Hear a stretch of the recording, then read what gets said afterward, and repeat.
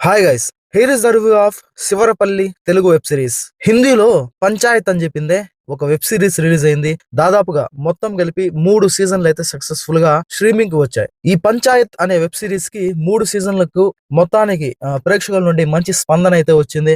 ఇప్పుడు ఈ పంచాయత్ నే తెలుగులో శివరపల్లి అనే పేరుతో రీమేక్ అయితే చేశారు. ఇక ఈ వీడియోలో ఈ శివరపల్లి తెలుగు వెబ్ సిరీస్ ఎలా ఉంది అనే విషయాన్ని డీటెయిల్ గా తెలుసుకుందాం. ఏ ఓటీటీ ప్లాట్ఫామ్ లో స్ట్రీమింగ్ అవుతోంది, ఎలా ఉంది, ఎంగేజ్ చేసే విధంగా ఉందా లేదా, పంచాయత్ చాలా మందిని ఇంప్రెస్ చేసింది.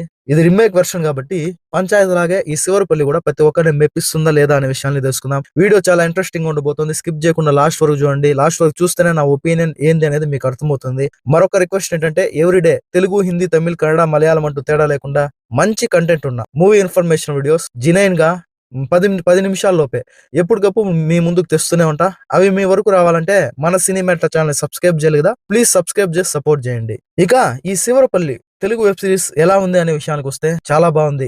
అంటే వెబ్ సిరీస్ అంటే ఏదో అలజడి హడావుడి అని లేకుండా ఒక శివరపల్లి పంచాయత్, ఒక ఈవో అంటే పంచాయతీ సెక్రటరీ వారి లైఫ్ ఎలా ఉంటుంది, అమెరికాకు వెళ్ళాలని కలలు కన్నవాడు ఒక పంచాయతీ సెక్రటరీగా ఒక పల్లెటూరులో పడితే ఆ పల్లెటూరులో అందరూ తలతెక్క మనుషులు అతని తగిలితే తన బతుకు ఏమవుతుంది, అమెరికా లాంటి దేశంలో ఎంతో విలాసవంతమైన జీవితాన్ని కోరుకున్న ఒక యువకుడు, పెళ్లి కాని యువకుడు ఒక పంచాయతీలో ఒక సెక్రటరీగా ఒక పల్లెటూరులో ఇరక్కపోతే అతని పరిస్థితి ఏమైంది అనేదే ఈ Sivarapalli Telugu web series story.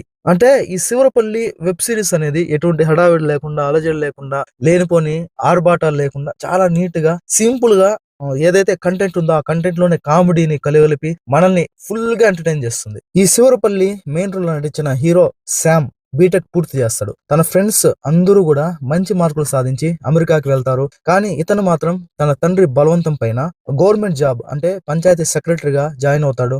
అతనికి పోస్టింగ్ వచ్చేసి కామారెడ్డి జిల్లాలోని ఒక మారుమూల పల్లె అయినటువంటి శివరపల్లిలో పోస్టింగ్ అందుతుంది. శామ్ అక్కడికి వెళితే అదొక మారుమూల పల్లి, బలవంతం మీద వెళ్తాడు, తనకి ఇష్టం కూడా ఉండదు. కానీ అక్కడ చూస్తే ఆ పంచాయతీ సర్పంచ్ వచ్చేసి సుశీల, కానీ పేరుకే ఆవిడ సర్పంచ్, కానీ పెత్తనమంతా తన భర్త సుధాకర్ది నడుస్తూ ఉంటది. అతను అందరూ ముద్దుగా పెద్ద సర్పంచ్ అని పిలుస్తూ ఉంటారు. ఆ శివరపల్లి అనే ఊరికి పంచాయతీ సెక్రటరీగా పోస్టింగ్ కి వెళ్లిన శామ్ కి ఎటువంటి పరిస్థితులు ఎదురయ్యాయి, సర్పంచ్ నుండి అతని భర్త నుండి ఎటువంటి ఇబ్బందులు ఎదురయ్యాయి, ఆ ఊరి పరిస్థితులు ఏంటి, ఆ ఊరి స్థితిగతులు ఏంటి, తను అమెరికాకి వెళ్లాలనుకున్న తన కళ నెరవేరిందా లేదా అనే విషయాలు ఈ శివరపల్లి వెబ్ సిరీస్.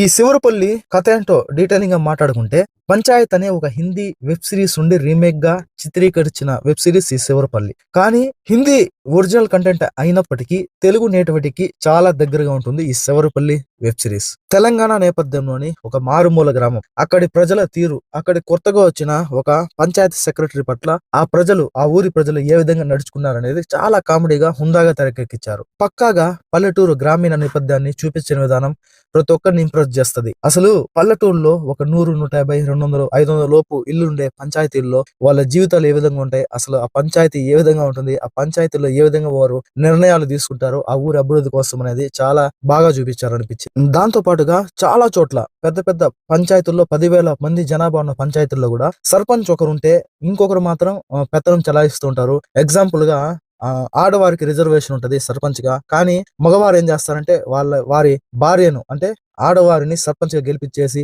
వాళ్ళకి ఇంటికే పరిమితం చేసి ఆ ఊర్లో మగవారు పెత్తనం చెలాయిస్తుంటారు. యాక్చువల్ గా వారి భార్య సర్పంచ్ గా ఉంటుంది, కానీ భర్త చలామణి అవుతూ ఉంటారు. ఏదైతే ఈ పాయింట్ ని టచ్ చేసిన విధానం, చూపించిన విధానం చాలా బాగుంది. బేసికలీ ఆడవారికి ఎందుకు రిజర్వేషన్ కల్పిస్తారంటే ఆడవారు ఇంటికే పరిమితం అవ్వకూడదు, వంటగదికే పరిమితం అవ్వకూడదు, బయటకు వచ్చి రాజకీయాల్లో చైతన్యం రావాలి, ఆడవాళ్ళు కూడా పురోగతి సాధించాలి, రాజకీయంగా సామాజికంగా అభివృద్ధి చెందాలి, సమాజంలో ఎటువంటి స్థితిగతులు ఉన్నాయి ఆ విషయాలు ఆడవారికి కూడా అర్థం అవ్వాలనే గొప్ప ఉద్దేశంతో ఆడవారికి రిజర్వేషన్ కల్పిస్తారు. కానీ చాలా వరకు చాలా గ్రామాల్లో ఆడవారిని సర్పంచ్ చేసి మగవారు సర్పంచ్ గా చలామణి అవుతూ ఉంటారు. ఈ పాయింట్ ని చూపించిన విధానం, ఈ పాయింట్ వైపు మెసేజ్ ఇచ్చిన విధానం చాలా బాగా అనిపించింది. సర్పంచ్ అంటే ఊరికి మొట్టమొదటి వరుడు. సర్పంచ్ కంటూ కొన్ని విలువలు ఉంటాయి. ఆ ఊరి బాధ్యత సర్పంచ్ పైన ఉంటుంది.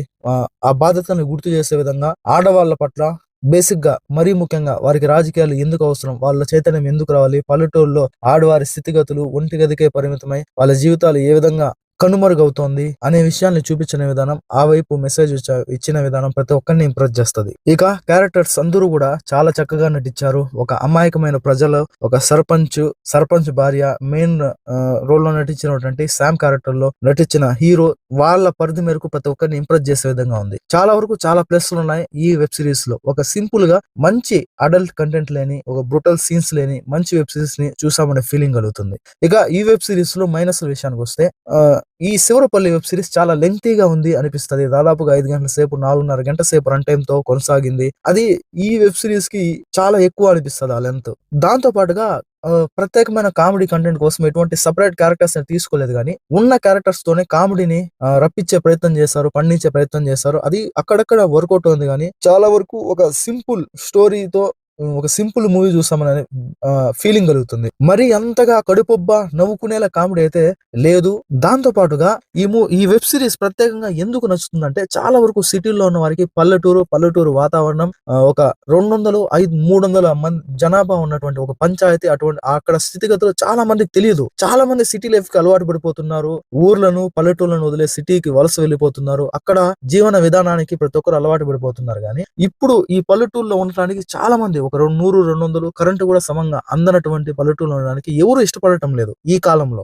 అదేదో పల్లెటూర్లకు సంబంధించి, చిన్న చిన్న గ్రామాలకు సంబంధించి మన పురోగతులు, పూర్వీకులు, వారి జీవితం, వాళ్ళ లైఫ్ స్టైల్, చరిత్ర గురించి సినిమాలు వస్తే అదేందో పెద్ద వింతగా చూస్తున్నారు. కానీ ఒకప్పుడు మనము అక్కడే ఉండే వాళ్ళం అనే విషయాన్ని మర్చిపోతున్నారు చాలా మంది. ఇది చాలా బాధాకరమైన విషయము. కాబట్టి ఈ వెబ్ సిరీస్ ఎందుకు నచ్చుతుందంటే, ఆ సింప్లిసిటీ, ఒక 100-200 మంది ఉండే జనాభా ఉన్నటువంటి గ్రామ పంచాయతీ, అక్కడ పరిస్థితులను తెలియజేసే విధంగా ఉంది కాబట్టి అది నచ్చుతుంది. కానీ ఈ వెబ్ సిరీస్ లో ఇది ఒక చిన్న మైనస్ గా అయింది. ఏంటంటే, ఒక సింపుల్ గా ఎటువంటి ట్విస్ట్ అండ్ టర్న్స్ లేకుండా అలా వచ్చి అలా వెళ్ళిపోతూ ఉంటాయి ఒక సీన్స్.